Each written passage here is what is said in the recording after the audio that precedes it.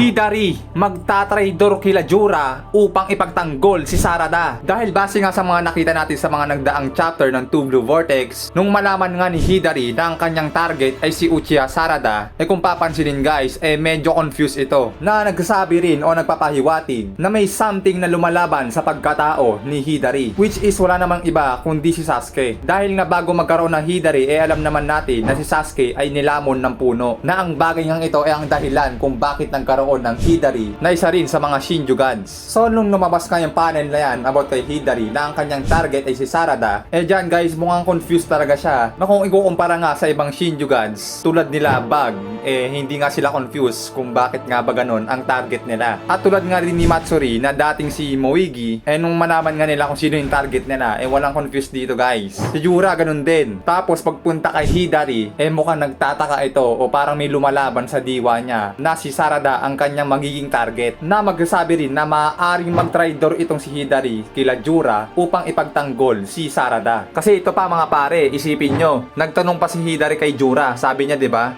I only have one question in my mind about us. Who are we? So ibig sabihin, tinatanong ni Hidari kung sino nga ba daw sila. Who are we? At dahil nga din sa tanong na yan ni Hidari, dyan nga parang nabahala na rin si Jura, na parang pakiramdam nito, lagot, mukhang may lumalaban sa pagkatao ni Hidari. Kaya yan, di ba, sagot din ni Jura sa tanong ni Hidari, a reasonable question, but ultimately it doesn't matter. It's like growing pains which arise from the manifestation of your ego. Worrying about it is pointless. So ibig sabihin, hindi na daw dapat inaalala pa ni Hidari yung mga bagay na bumabagabag sa kanya. So yun nga mga pare ko yun, no? Means to say, may bumabagabag kasi kay Hidari, na mukhang ayun nga ay yung pagkataong loob niya, dun lumalaban yung puso at isip ni Sasuke. Kumbaga kasi ang nangyayari parang yung diwa ni Sasuke na habang tulog siya sa puno, na yung kanyang pagkatao na nasa loob ni Hidari ay parang lumalaban. So ngayon mga pare ko, based din sa mga nakita natin na latest chapter ng Two Blue Vortex, lalo na sa part na hindi pa pala kayang gamitin ni Boruto ang kanyang Karma Seal, eto rin guys, magsasabi rin ito o isang bagay din na magsasabi na mukhang mahihirapan nga si Boruto na labanan ngayon ang mga Shinjugans, na magsasabi din nga na nasa bingit ng kapanginiban ang Konoha, dahil alam natin na si Boruto lang ang pinakamalakas ngayon, na kahit nga sila Kawaki walang gagawin dito sa mga Shinjugans. So kung si Boruto lang ang kilala nating pinakamalakas ngayon na karakter, na mukhang masabi nga din natin na hindi niya pa kayang makipagbalagbagan sa mga Shinjugans, like ang anyang Karma Seal na hindi pa nga totally controlled, sa lagay ni Boruto ngayon, kung mag-isa siyang lalaban sa apat na Shinjugans na yon,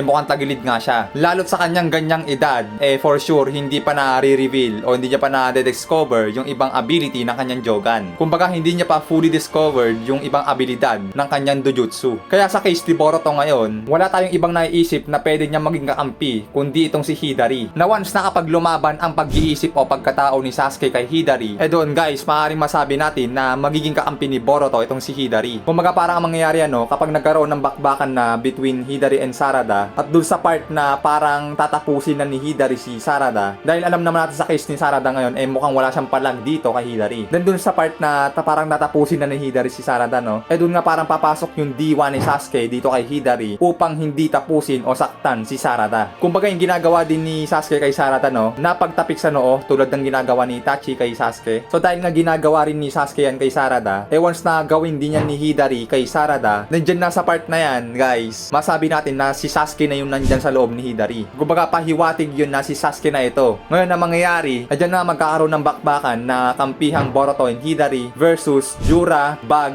at Matsuri. So 3 Shinjugans versus Boruto and Hidari. Pero kahit ganyan pa man, asahan na rin natin dito na lalaban pa nga rin dito yung katawan ni Hidari. Kumbaga para kasi ang mangyayari dyan yung parang ginawa ni Naruto dati. So yung paglalaban na yan dyan is mabuting Naruto versus masamang Naruto, diba? Ngayon parang may pagkakahalin tulad yun dito sa case nila Sasuke at Hidari. Ang mangyayari nga lang yung puso at isip ni Sasuke ay lalaban sa pagkatao ni Hidari. Yung pagkataong loob ni Sasuke dyan kay Hidari, lalaban yun kay Hidari. Tapos syempre si Hidari hindi naman papayag na makialam si Sasuke sa kanyang pag-iisip. Ngayon ang pinaka magiging suporta naman dito ni Sasuke ay ito nga si Sarada. Kumbaga parang talk no jutsu ang gagawin dito ni Sarada. Papa, alalahanin mo ko, ako itong anak mo si Sarada. Alalahanin mo ko, Papa. Kahit nakamanggekyo Sharingan na ako, ay nakasalamin pa rin ako. So siguro baka tapusin na lang ni Hidari itong si Sarada para hindi na magsisi si Sasuke na nagkaroon siya ng anak na may manggekyo Sharingan tapos nakasalamin pa. Ngayon mga pare koy, masabi natin na malaking tulong itong si Hidari para na rin sa sitwasyon ni Boruto ngayon. Dahil nakita naman natin, Uzuhiko Rasengan ni Boruto, basic lang na sa bayan nitong ni Hidari. Pati Black Rods ni di ba? Ni Kawaki, basic lang din na iwasan. Pero syempre, about naman kay Sarada sa kanyang manggekyo Sharingan. Heto guys, I think pag nilagyan na o nilabas na ng author yung manggekyo Sharingan nitong ni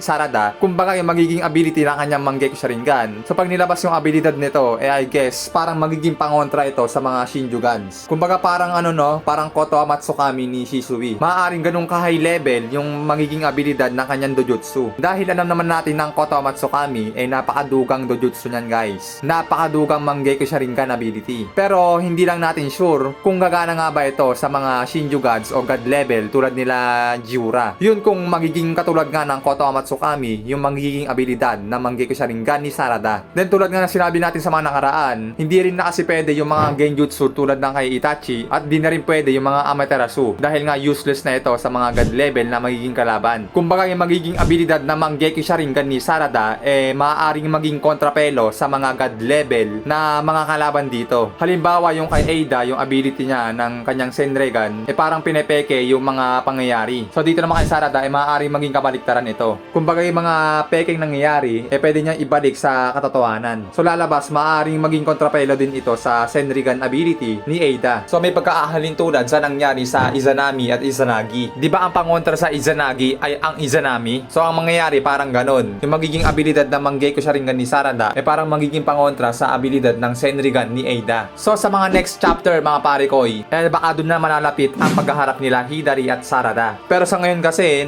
ilang chapter, dalawa ata. Kumbaga parang ang tagal nila Sarada na dumating kila Hidari, Nagkaroon na lang ng bakbakan sa pagitan ng Team 10 versus Jura. Tumatakbo pa rin sila Sarada. Kumbaga nag-umpisa sa chapter 8, tumatakbo na sila Sarada. Tapos sa chapter 9, tumatakbo pa rin sila Sarada papunta kila Himawari. Samantalang hindi naman ganun kalayo yung distansya nila, di ba? Nung umpisa natunugan agad ni Sarada na yung akala niya papa niya si Hidari, di ba? Ngayon pumunta agad sila. Ngayon nung lumabas na naman yung panibagong chapter, tumatakbo pa rin sila. Grabe namang takbo yan, sir. Napakalayo. So ayun nga mga pare ko, ang teorya natin na maaaring maging kakampi si Hidari nila Boruto para labanan sila Jura. Sa kadahilanan na mukhang lalaban ang pagkataong loob ni Sasuke na nasa katawan nga ni Hidari. Na lalo't alam din naman natin na si Sasuke hindi niya hayaan na masaktan ng kanyang anak. Basically, bilang isang magulang. Kaya yung confused na Hidari dito na pinakita sa mga nagdaang chapter, malamang masabi din natin na lumalaban yung pag-iisip dyan o pagkatao ni Sasuke na magsasabi na maaaring mag-traitor nga si Hidari kila Jura. So yun nga guys ang ating talakayan sa oras na ito at sana nag-enjoy kayo. Hanggang dito na muna tayo at maraming salamat. Tayo nagpapaalam.